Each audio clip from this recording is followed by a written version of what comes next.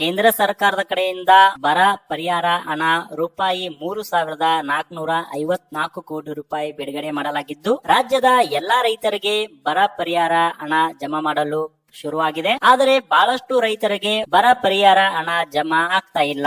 ಖುದ್ದು ಕಂದಾಯ ಸಚಿವರಾದಂತ ಕೃಷ್ಣ ಬೈರೇಗೌಡ ಅವರೇ ತಿಳಿಸಿದ್ದಾರೆ, ಇಲ್ಲಿ ತನಕ ನಾವು 3,000 ಕೋಟಿ ರೂಪಾಯಿವನ್ನ ಬರ ಪರಿಹಾರ ಹಣವನ್ನ ಬಿಡುಗಡೆ ಮಾಡಿದ್ದೇವೆ. ಆದರೆ 1.50 ಲಕ್ಷ ರೈತರಿಗೆ ಎರಡನೇ ಕಂತಿನ ಬರ ಪರಿಹಾರ ಹಣ ಜಮಾ ಆಗ್ತಾ ಇಲ್ಲ. ಅದಕ್ಕೆ ಕಾರಣ ಏನು ಅಂತ ಖುದ್ದು ಕಂದಾಯ ಸಚಿವರಾದಂತ ಕೃಷ್ಣ ಬೈರೇಗೌಡ ಅವರೇ ತಿಳಿಸಿದ್ದಾರೆ. ಹಾಗಾದ್ರೆ ಈ ಒಂದು ವಿಡಿಯೋದಲ್ಲಿ ನಾನ್ ನಿಮ್ಗೆ ಏನ್ ತಿಳಿಸ್ತಾ ಇದ್ದೇನಪ್ಪಾ ಅಂತಂದ್ರೆ, ನಿಮ್ಗೂ ಕೂಡ ಬರ ಪರಿಹಾರ ಹಣ ಬಂದಿಲ್ಲಪ್ಪ ಅಂತಂದ್ರೆ ಯಾವ ಒಂದು ಕಾರಣದಿಂದ ನಿಮ್ಗೂ ಕೂಡ ಬರ ಪರಿಹಾರ ಹಣ ಬರ್ತಾ ಇಲ್ಲ, ಹಾಗೆ ಬರ ಪರಿಹಾರ ಹಣ ಬರ್ಬೇಕಾದ್ರೆ ಏನ್ ಮಾಡ್ಬೇಕು ಅಂತ ಅವರು ತಿಳಿಸಿದ್ದಾರೆ. ಹೀಗೆ ಮಾಡಿದ್ರೆ ನಿಮ್ಮ ಒಂದು ಬರ ಪರಿಹಾರ ಹಣ ನೇರವಾಗಿ ನಿಮ್ಮ ಬ್ಯಾಂಕ್ ಖಾತೆಗೆ ಜಮಾ ಮಾಡ್ತೀವಿ ಅಂತ ಕೂಡ ಅವರು ತಿಳಿಸಿದ್ದಾರೆ. ಹಾಗಾದ್ರೆ ಈ ಒಂದು ವಿಡಿಯೋದಲ್ಲಿ ಯಾವ ಕಾರಣದಿಗೋಸ್ಕರ ನಿಮ್ಮ ಬರ ಪರಿಹಾರ ಹಣ ಜಮಾ ಆಗ್ತಾ ಇಲ್ಲ, ನೀವ್ ಏನೇನ್ ಮಾಡ್ಬೇಕು ಎಂಬುದರ ಬಗ್ಗೆ ಮಾಹಿತಿನ ತಿಳಿಸ್ಕೊಡ್ತೀನಿ. ಹಾಗೆ ನಿಮ್ಮ ಬರ ಪರಿಹಾರ ಹಣ ಬಂದಿದೆನಾ ಇಲ್ಲ ಅಂತ ಚೆಕ್ ಮಾಡುವುದು ಹೇಗೆ ಎಂಬುದರ ಕೂಡ ಮಾಹಿತಿನ ಈ ಒಂದು ವಿಡಿಯೋದಲ್ಲಿ ನಾನು ನಿಮಗೆ ತಿಳಿಸ್ಕೊಡ್ತಾ ಇದ್ದೀನಿ.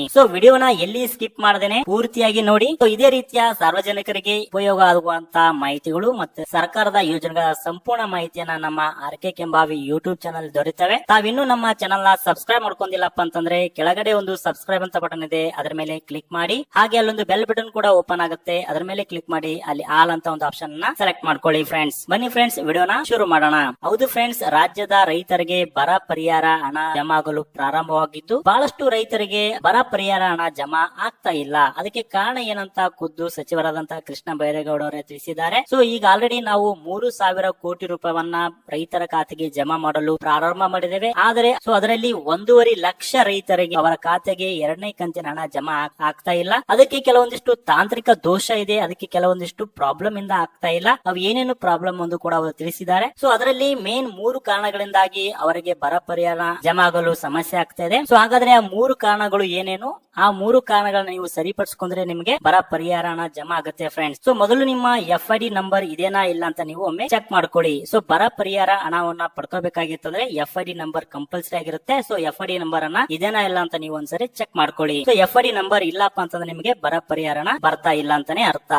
ಎರಡನೇ ಕಾರಣ ಏನಪ್ಪಾ ಅಂತಂದ್ರೆ, ನಿಮ್ಮ ಒಂದು ಆಧಾರ್ ಕಾರ್ಡ್ ಅನ್ನ ಪಾಣಿಗೆ ಲಿಂಕ್ ಮಾಡಿಸಬೇಕು. ರೈತರು ಬರ ಪರಿಹಾರ ಹಣವನ್ನ ಪಡಿಬೇಕಾಗಿತ್ತಪ್ಪ ಅಂತಂದ್ರೆ ಕಂಪಲ್ಸರಿ ಆಗಿ ಆಧಾರ್ ಕಾರ್ಡ್ ಮತ್ತೆ RTC ನ ಲಿಂಕ್ ಅನ್ನ ಆಗಿರಬೇಕಾಗತ್ತೆ. ನಿಮ್ಮ ಆಧಾರ್ ಕಾರ್ಡ್ ಮತ್ತು RTC ನ ಲಿಂಕ್ ಮಾಡ್ಕೊಳ್ಳಿ. ಲಿಂಕ್ ಮಾಡ್ಕೊಂಡ್ರೆ ನಿಮಗೆ ಬರ ಪರಿಹಾರ ಹಣ ಬರುತ್ತೆ. ಲಿಂಕ್ ಆಗಿಲ್ಲ ಅಂತಂದ್ರೆ ನಿಮ್ಗೆ ಬರ ಪರಿಹಾರ ಹಣ ಬರಲು ಕಷ್ಟ ಆಗುತ್ತೆ. ಮೂರನೇ ಕಾರಣ ಏನಪ್ಪಾ ಅಂತಂದ್ರೆ, ಬಹಳಷ್ಟು ರೈತರ ಸಮಸ್ಯೆ ಆಗ್ತಾ ಇರೋದು ಇದೇನೆ. ಏನಪ್ಪಾ ಅಂತಂದ್ರೆ, ತಮ್ಮ ಒಂದು ಬ್ಯಾಂಕ್ ಖಾತೆಗೆ ಆಧಾರ್ ಕಾರ್ಡ್ ಸೀಡಿಂಗ್ ಆಗ್ತಾ ಇಲ್ಲ. ಆಧಾರ್ ಕಾರ್ಡ್ ಸೀಡಿಂಗ್ ಇಲ್ಲದೆ ಇರೋ ಕಾರಣಕ್ಕೋಸ್ಕರ ಬರ ಪರಿಹಾರ ಹಣ ಜಮಾ ಆಗ್ತಾ ಇಲ್ಲ ಅಂತ ತಿಳಿಸಲಾಗಿದೆ. ಹಾಗಾಗಿ ತಾವು ತಮ್ಮ ಆಧಾರ್ ಕಾರ್ಡ್ ಮತ್ತು ಬ್ಯಾಂಕ್ ಅಕೌಂಟ್ ಸೀಡಿಂಗ್ ಆಗಿದೆನಲ್ಲ ಅಂತ ನೀವು ಒಮ್ಮೆ ಚೆಕ್ ಮಾಡ್ಕೊಳ್ಳಿ. ಸೀಡಿಂಗ್ ಆದ್ರೆ ಮಾತ್ರ ನಿಮಗೆ ಬರ ಪರಿಹಾರ ಬರುತ್ತೆ.